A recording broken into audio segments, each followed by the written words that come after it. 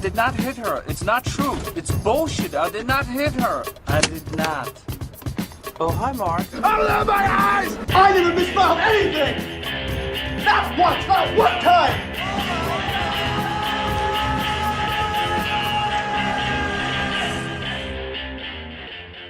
Welcome back to my Hilariocity series of terrible video game adaptations. I've already covered DOA Dead or Alive, leading up to Assassin's Creed in December, and now we're going to talk about House of the Dead, directed by Uwe Boll, director known for a lot of video game adaptations. Don't know the guy personally, so I'm not going to say anything about him personally, but his movies are not the greatest, and we're going to talk about House of the Dead.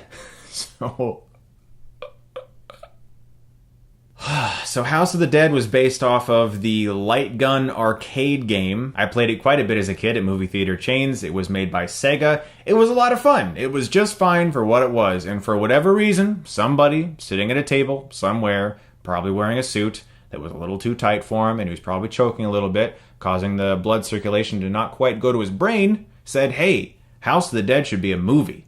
And we should get that guy to direct it. And somebody made a phone call, and it actually happened. And this film was released in theaters, despite the fact that it looks worse than a made-for-TV movie on the Sci-Fi Channel. Seriously, I mean, this movie looks so terrible. It is basically like he took the camera and pointed it at somebody, and then said, okay, cut, and then pointed it at somebody else. Okay, cut, and then pointed over there. Okay, cut, and then pointed over there. Like, that's the movie. That's it. There isn't a single thing of artistic value in this film.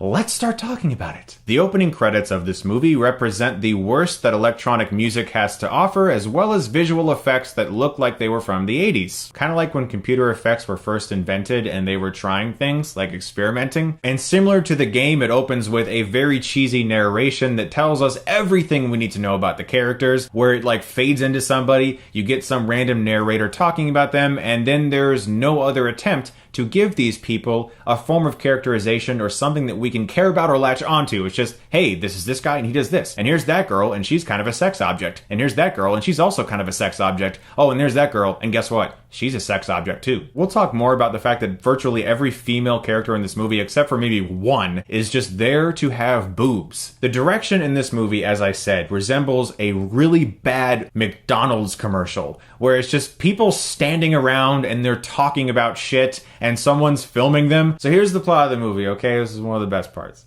Every character here is going to this island, a very deserted island that no one wants to go to. They can't find a single person to boat them there. No one wants to take them there because of this legend that there's something spiritistic or there's like a death surrounding this island. Yet a big rave has been planned there. And somehow people are already there with a giant Sega banner, no less, over their party, because that's what everyone puts up at their raves. Sega banners.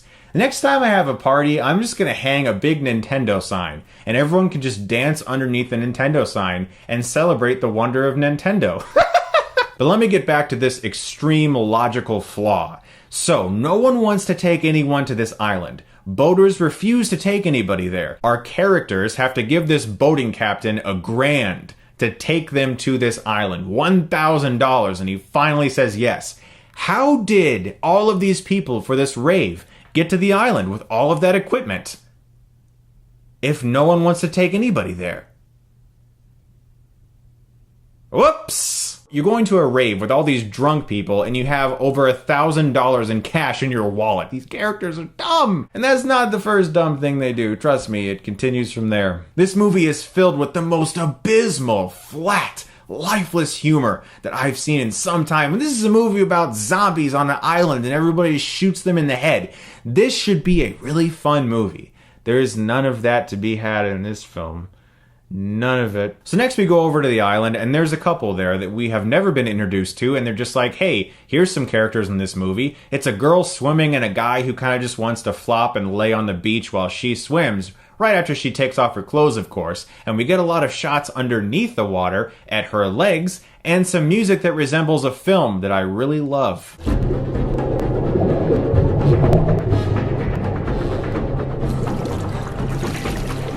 Could you possibly have been more blatant in your ripoff of the opening scene of Jaws? I mean, is it even possible to be even more obvious? It's like he even told the composer to sort of mimic John Williams' music. So the girl from the Jaws ripoff scene is now searching for her boyfriend because he disappeared, and she finds him, and we get our first look at the zombies. Just about everything in that scene reminded me of Troll 2. It's almost like a tribute to Troll 2.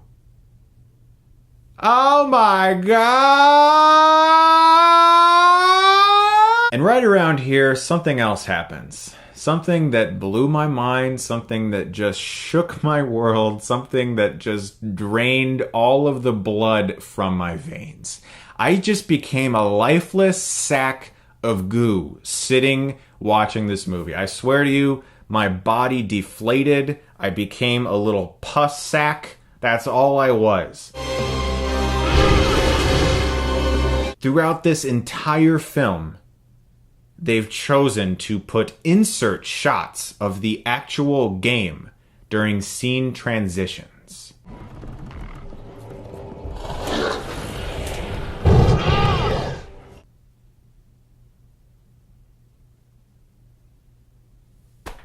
You couldn't possibly make a dumber choice. You couldn't. I genuinely believe there's nothing dumber you could have done. Insert shots from the game. Now, I mentioned there's a police boat following them. Every time we cut back to this police boat, all we get is ADR from this woman. I guarantee that actress was nowhere near that boat. It just pans over the boat, we get some narration of her saying what's happening, and then eventually later her character actually shows up. We're supposed to somehow be invested in this character, despite the fact that we've never seen her. We just have heard her voice a lot. The characters in this movie are the most dull, boring, idiotic, just fucking dumb people you could possibly ever imagine. They're not even people, okay? They're just cardboard. They're like little pieces of paper just kind of floating around the frames, and they just so happen to be humans. This is one of the only times I've watched a movie this bad where I actually start to feel empathy for the actors. I genuinely feel sorry for them in this movie. Every time a character says something remotely smart, some dumb person just changes the topic instantly. I think something bad's happened here. Ooh, like what? We're on the island where the rave of the year is supposed to be happening, but it's completely deserted.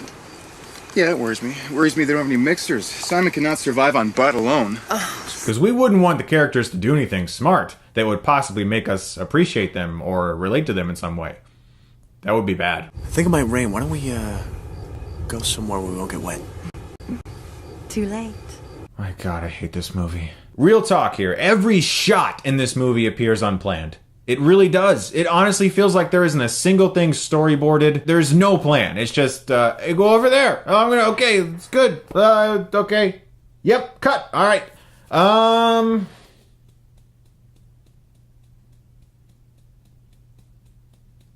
Yeah, go over there. I'm gonna shoot you right there. Okay, very good. Yep, cut. All right. Yeah, that was a good one. I'm gonna check the gate. We're done. Another thing about this movie that is just such a missed opportunity is that these characters are on an island filled with zombies. That sounds really fun. That could be a really fun movie. Like, if Edgar Wright directed this movie, it'd be incredible. But Uwe Boll seems to have no idea how to build suspense. This film progresses, and things are just shown. Some really fucked up guy just steps on screen. He's got his skin is all sewn together and stuff. He's eventually revealed as like the big bad guy, but he just literally just steps on the screen. He's just kind of like this.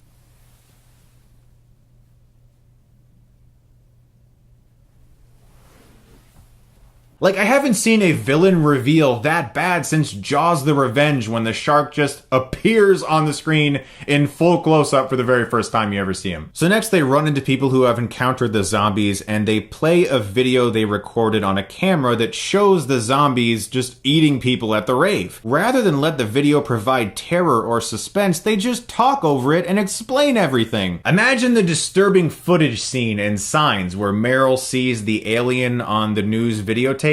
Imagine if he just sat there going, oh, this is where the alien comes by. Oh man, these people had no idea what they were going to deal with. Oh, these poor kids at that birthday party, they really weren't expecting that, were they? It's like that.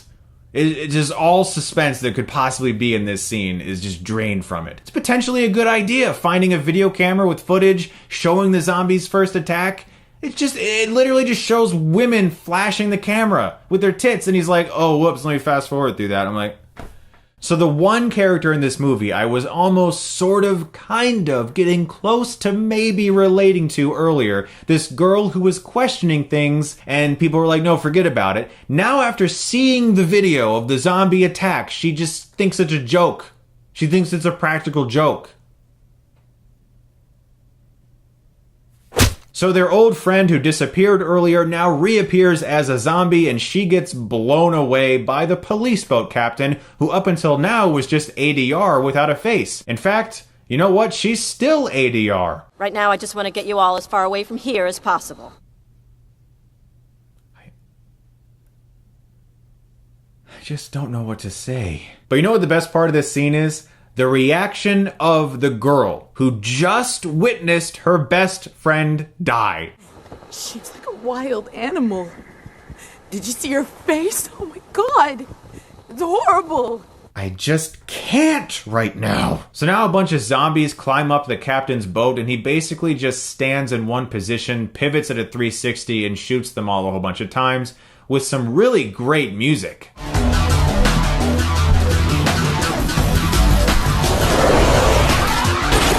I mean, it's definitely the best music choice they could have made. And don't tell me it's the music from the game, because I already know that's the style they're going for. As I said, I used to play this game. It's a game. This is a film. There should be some differences. Again, there's no suspense. It's just...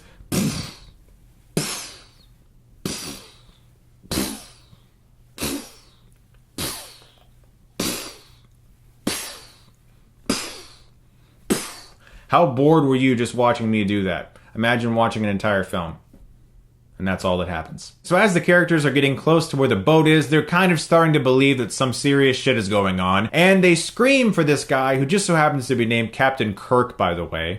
Kirk! Kirk! Kirk! Oh god, that's not Kirk.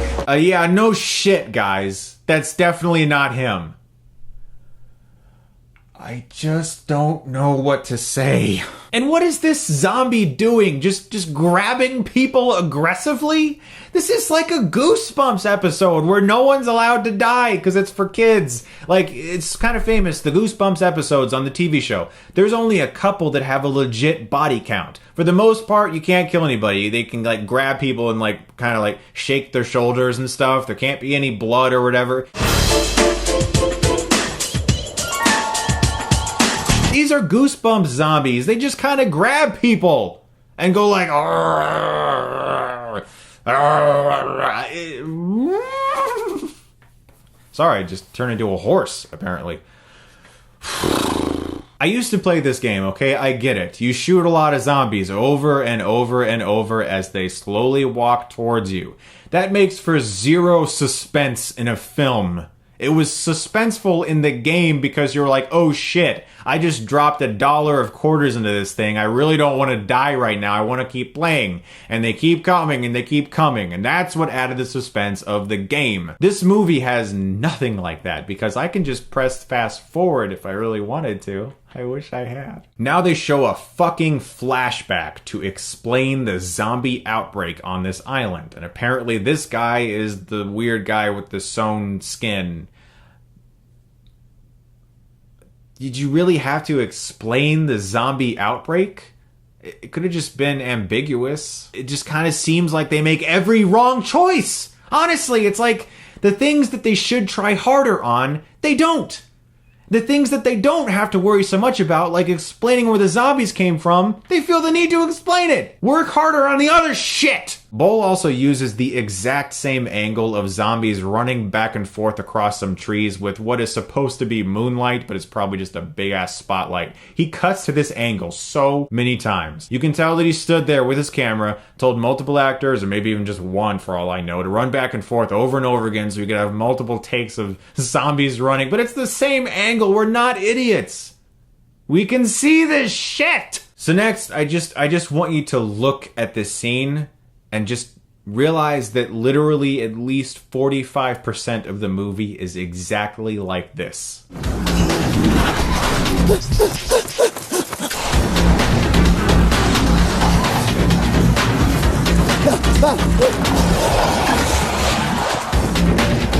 Feel like jumping from a tall structure yet?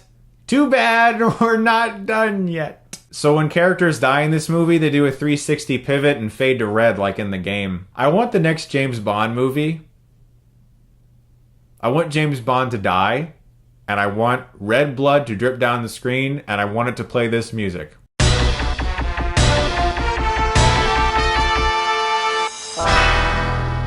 So next, the characters just happen across an ammo dump so we can get a big, gigantic shootout scene. Let's talk about this scene. It's unbelievably incompetent. This entire sequence is a herpes-inducing eyesore, a parasitic leech of a scene that has the effect of causing one to long for medical anesthesia, a never-ending barrage of Matrix ripoffs, amateur camera work, and unforgivably bland rap music. I'm to believe that every one of these idiots is a combat veteran who never needs to reload their weapon. That was therapeutic. So I thought that sequence was terrible. As this sequence is coming to a close, our guy, who I guess is sort of becoming the main character, actually has a flashback to the scene we just saw!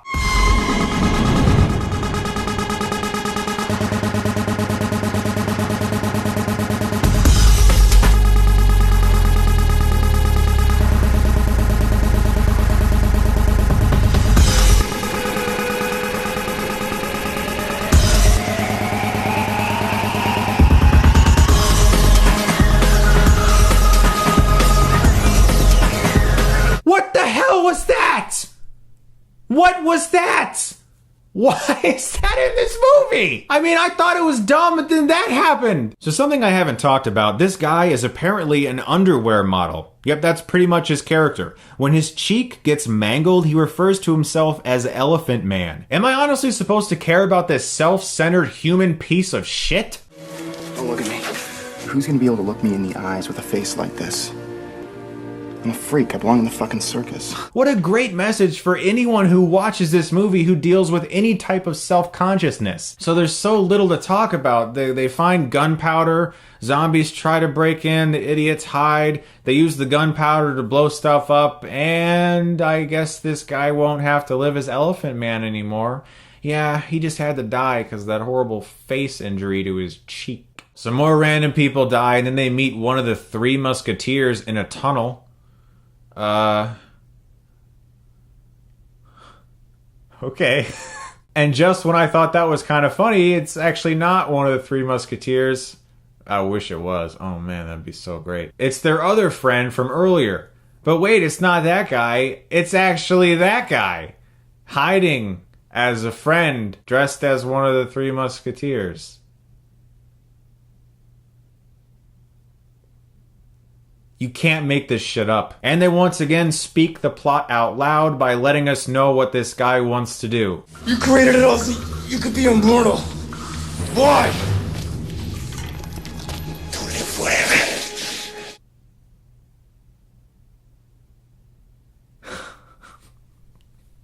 Do I even have to say anything? Can I just leave it at that?